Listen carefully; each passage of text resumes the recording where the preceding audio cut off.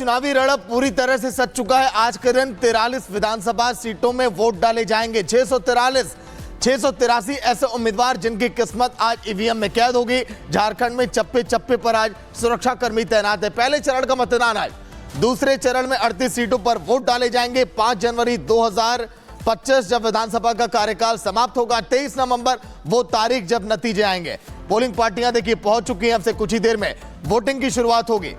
13 नवंबर आज तारीख और पहले चरण का मतदान। 43 सीटों पर वोट डाले जाएंगे और सुबह 7 बजे से मतदान की शुरुआत होगी। 683 उम्मीदवारों की किस्मत दांव पर है। पूर्व सीएम चंपई सोरेन की भी आज किस्मत ईवीएम में कैद होगी। बहुत रोचक ये मुकाबला, एक तरफ जेएमएम गठबंधन तो एक तरफ एनडीए। दो ये दिग्गज पार्टियां झारखंड के चुनावी रण में जो पूरी ताकत लगा रही हैं कि आखिर कैसे झारखंड में अपने किले को मजबूत किया जाए और सत्ता हासिल की जाए। क्योंकि कांग्रेस की बात करें चाहे बीजेपी की बात करें, चुनावी मौसम में लगातार ये दोनों पार्टियां एक दूसरे पर हमलावर भी दिखाई दी।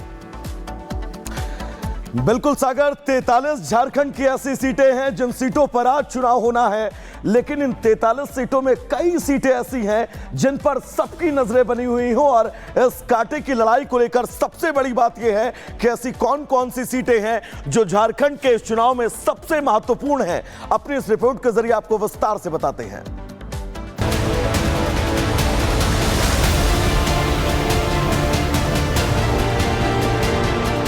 झारखंड में जंग का पहला पड़ाव। अब मतदाता के हाथ में चुनाव। जाति कार्ड या फिर यूसीसी का दांव, किस पर कितना दबाव।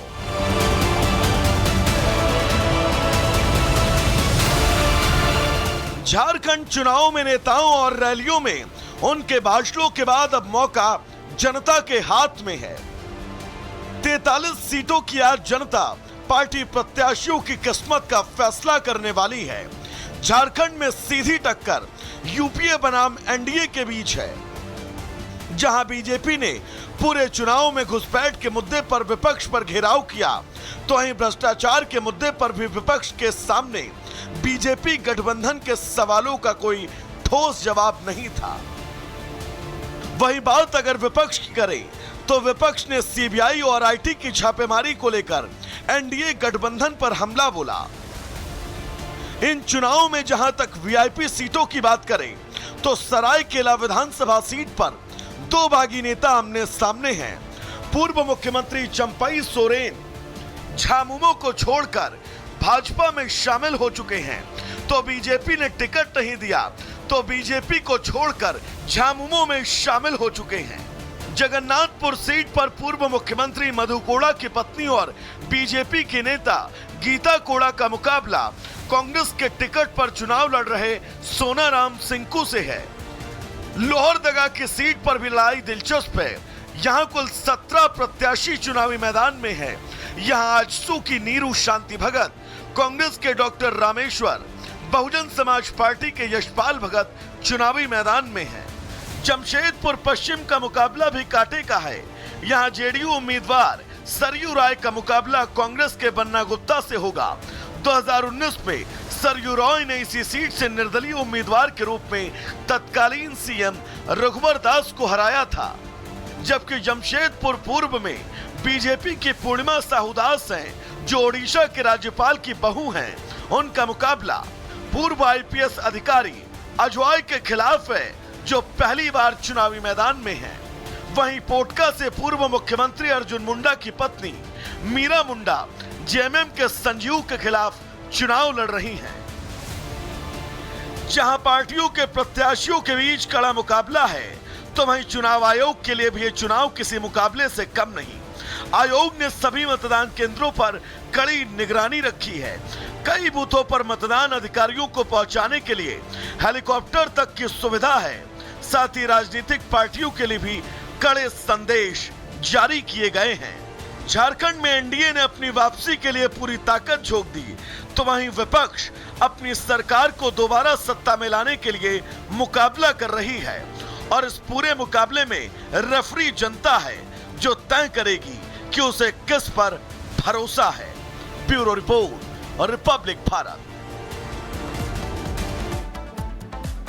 वहीं बुलडोजर एक्शन को लेकर आज का दिन सर्वोच्च न्यायालय में बड़ी सुनवाई होने वाली है। इसके लिए गाइडलाइन तय किए जाएंगे कि आखिर कहां पर बुलडोजर कार्रवाई की जाए। सितंबर वो महीना था जब आपको याद होगा जब इस फैसले को सुरक्षित रखा गया था। बुलडोजर एक्शन पर एक बड़ा फैसला आ जा सकता है। बड़ी खबर ये, सुप्रीम कोर्ट आज इस पर गाइडलाइन भी तय करेगा। इसके साथ ही साथ आपको याद होगा जमीयत उलेमा हिंद समेत तमाम कई ऐसे याचिकाकर्ताओं ने इस पर कहा था कि इस पर फैसला लिया जाए। कई याचिकाकर्ताओं ने सुप्रीम कोर्ट के समक्ष कहा था कि नियमों का उल्लंघन करके देश भर में बुलडोजर चलाए जा रहे हैं और आज उसी पर देश की सर्वोच्च न्यायालय अपना फैसला सुनाएगी। सबसे महत्वपूर्ण यह है क्योंकि जमीयत उलमाए हिंद समेत तमाम ऐसी याचिकाएं जो सुप्रीम कोर्ट में डाली गई, उन याचिकाओं में विषय यह बनाया गया कि सरकार चिन्हित करके बुलडोजर एक्शन जो है वो कर रही है। हालांकि सुप्रीम कोर्ट ने भी यह स्पष्ट कर दिया था कि अवैध निर्माण को वो जायज नहीं ठहरा सकते हैं। ऐसे में आज क्या कुछ स्थितियां होंगी इसके लिए इंतजार करना होगा, लेकिन पूरी खबर क्या है इस रिपोर्ट के जरिए आपको बताते हैं।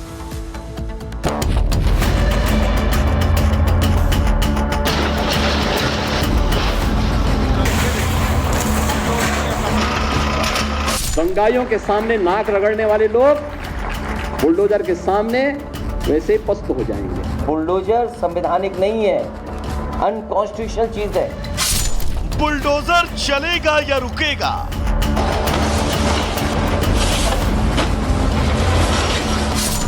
आज होगा सुप्रीम फैसला।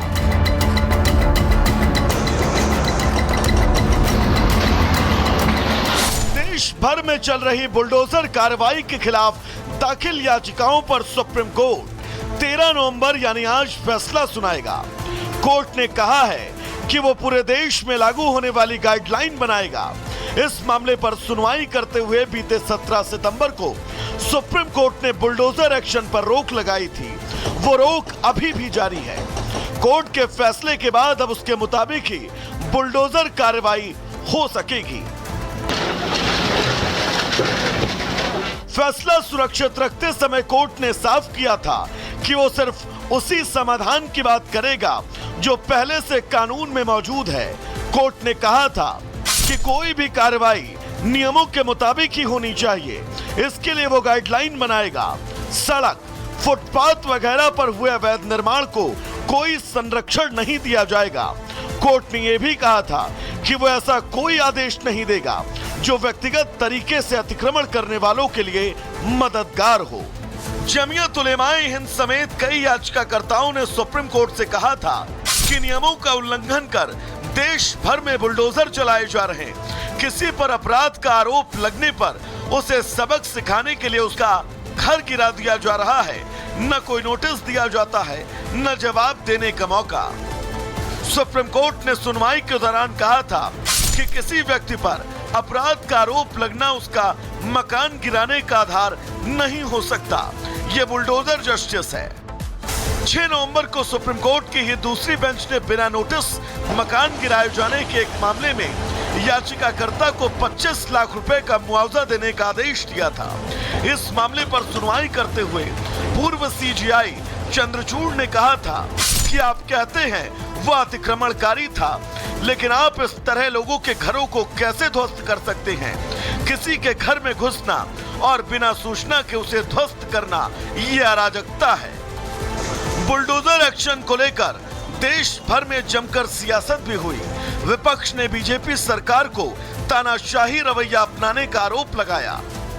आपने जानबूझ करके जिनसे आपको बदला लेना था, नीचा दिखाना था और अपनी सरकार की ताकत पर, अहंकार पर आपने जानबूझ करके बुलडोजर चलाए, जिसका परिणाम यह है कि हाई कोर्ट से लेकर के सुप्रीम कोर्ट ये कह सकता है कि बुलडोजर संवैधानिक नहीं है। विपक्ष ने बीजेपी सरकार पर तानाशाही रवैया अपनाने का आरोप लगाया। अब सबकी निगाहें सुप्रीम कोर्ट के फैसले पर टिकी हैं। सुप्रीम कोर्ट में जस्टिस वीआर गवई की अध्यक्षता वाली बेंच सुबह 10:30 बजे अपना फैसला सुनाएगी। Bureau report, Republic Bharat. वहीं दिल्ली के लोगों पर एक तरफ तो सांसों का संकट है तो उधर सर्दी का सितम भी अब शुरू हो चुका है। दिल्ली एनसीआर के कई ऐसे इलाके हैं जहां पर विजिबिलिटी इस समय बहुत ज्यादा कम है। कई इलाके जहां पर इस समय घना कोहरा छाया हुआ है। चाहे हम गाजियाबाद की बात करें, चाहे हम दिल्ली की बात करें, चाहे हम नोएडा की बात करें, विजिबिलिटी बहुत कम। तापमान में भी लगातार गिरावट पिछले 2-3 दिनों में देखी जा रही है। ये तस्वीरें आप देखिए, आनंद विहार की ये सड़क है जहां पर जो गाड़ियां जा रही हैं इस समय उसकी रफ्तार देखकर अंदाजा आप लगा सकते हैं कि कितना घना कोहरा इस समय छाया हुआ है। रिपब्लिक भारत भी ये अपील करता है आप सभी से, जब आप सड़कों पर अब निकलें तो गाड़ियों को आप मध्यम गति में ही चलाएं, आराम से चलाएं ताकि आप होने वाली दुर्घटनाओं से आप बच सकें, क्योंकि आने वाले दिनों में अभी मौसम ऐसे ही बना रहेगा। बिल्कुल सागर, इस बीच आगे बढ़ेंगे क्योंकि झारखंड में चुनावी प्रचार लगातार जारी है। आज पहले चरण की वोटिंग है, लेकिन बात अगर करें चुनावी प्रचार के बीच जब मिथुनदा पहुंचते हैं वहां पर चुनाव प्रचार के लिए, तो इस रैली में उनका कोई बटुआ मार देता है।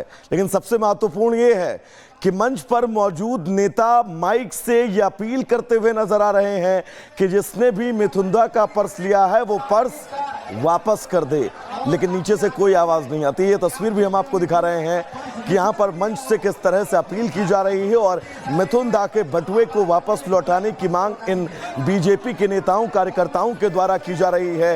ये अहम तस्वीर हम आपको दिखा दें, और ये तस्वीर दरअसल अपने चहेते नेता को देखने के लिए किस तरह से पब्लिक जो है वो मंच पर पहुंचती है, रैलियों में पहुंचती है। लेकिन इस बीच ये तस्वीर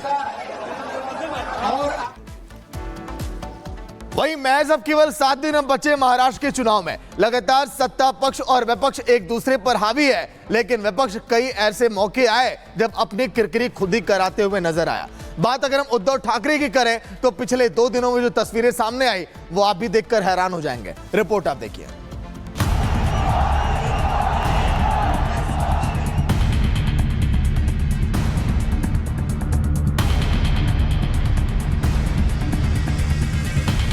बॅग उघडली तर हे पण उघडायला काय काय उघडायचं ते उघडा, नंतर मी उघडतो तुम्हाला.